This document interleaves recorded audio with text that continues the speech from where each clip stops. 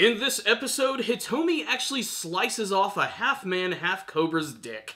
Yep, if you're offended by that, you probably shouldn't be watching Killing Bites.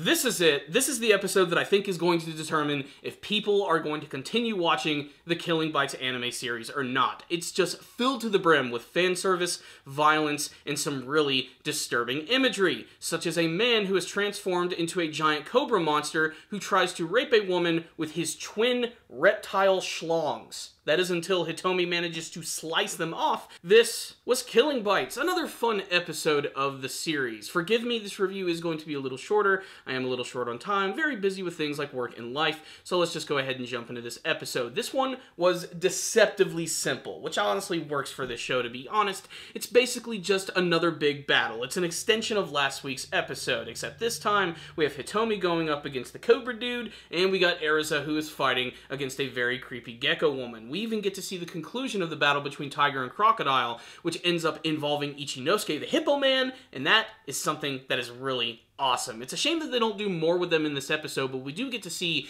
that the Reptile group, the Reptier Sumitomo group, they're actually going to be going through these big transformations which make them look a little bit more animalistic, and because of that, apparently, they're a lot stronger. We get to see that the Crocodile gets a bigger tail, beefier arms, and ultimately is just a lot more stronger. And what I love about this series, let me just say this right now, I'm learning a lot about these animals. I have to admit, like, I had no idea that the crocodile had the strongest bite in the animal kingdom, or that even, like, minor wounds could heal almost instantly, and that makes sense considering the very dangerous environment that it lives in. Its immune system is so powerful, it can actually stop HIV from infecting it. Like, that is a really insane trait for that creature. It's really cool. Same thing like we learned about the Cobra in this episode, that it can spit its venom and create a mist, which can ultimately paralyze its opponents, which I think is really freaking awesome. Also, what's the deal with the Cobra's, like, collar that it's wearing? You know how they're all wearing the collars which can explode? When it becomes the Cobra, it has, like, the Cobra hood and everything, but the necklace doesn't go all the way around. It almost seems like it fuses with the neck.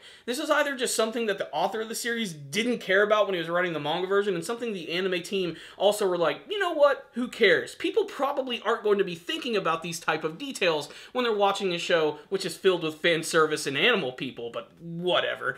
The entire episode, though, really plays out exactly as you would expect, with the heroes seemingly losing to the villains at first with their super strong abilities, and then they finally come back at the end and take them out in the blaze of glory.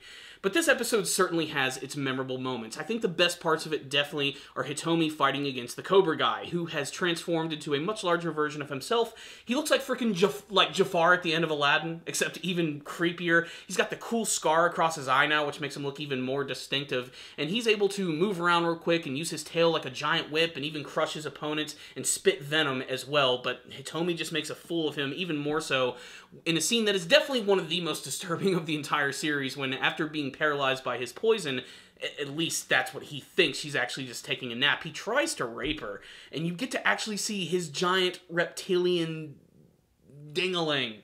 There's two of them, actually. It's really weird. I didn't know that's how it actually worked with freaking snakes, but then Hitomi just wakes up and slices right through it, and then cuts him right in half, seemingly killing him right there, while Erza takes care of the gecko woman, who is transformed into her full form, which is also just pure nightmare fuel. Her head is like a giant realistic gecko. It's insane looking, but honestly, it's kind of funny. And she, of course, just like the Cobra, looks like she has the advantage in battle until Erza reveals she wasn't really trying the entire time. She can move really fast, and I like that we learned, again, more animal facts, like a boxer punching, like a professional boxer, like imagine Muhammad Ali about to like punch a cheetah. The cheetah would see that coming like a mile away. It would be like that scene in the first Spider-Man movie where Peter Parker was dodging the punches. That's what it is for a cheetah. She ends up defeating her. That's basically the end of that. We have the hippo who manages to stop the tiger from getting his head freaking exploded and killing the crocodile, which pisses him off in fight. It's just more fighting. But honestly, it's pretty awesome. So, what's the rundown on this episode of Killing Bites? Just more raw, violent, super action. I will say that I am a little disappointed in some of the choices they made with the animation. Like, there are just moments like, they don't need to use CG animation. They do that for the snake, just because I'm guessing he's going to have so many moving body parts with his very long snake body, but it just comes across as looking kind of cheap, especially when compared to some of the really good animated moments, which just managed to pop. I really wish they would sort of ditch this whole trend of seeing CG animation in all of these anime shows. It just doesn't look good.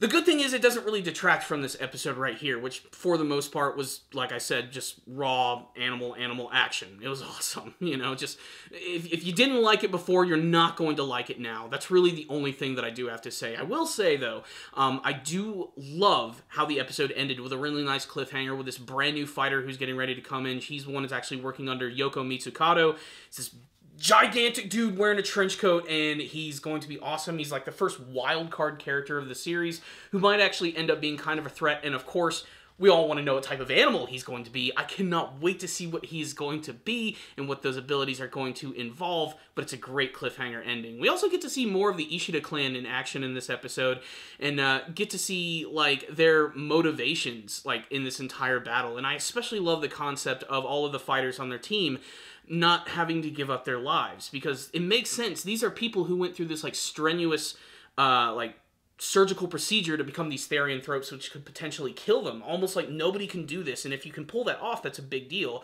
So to just throw them into a battle royale where they could get killed and never used again, honestly sort of goes against why they were made in the first place, which is why the leader of that clan made it clear to the hippopotamus guy and everything, because he works under them, that if it comes to the point where you have to sacrifice your life, don't sacrifice your life. Just come back and we will try again.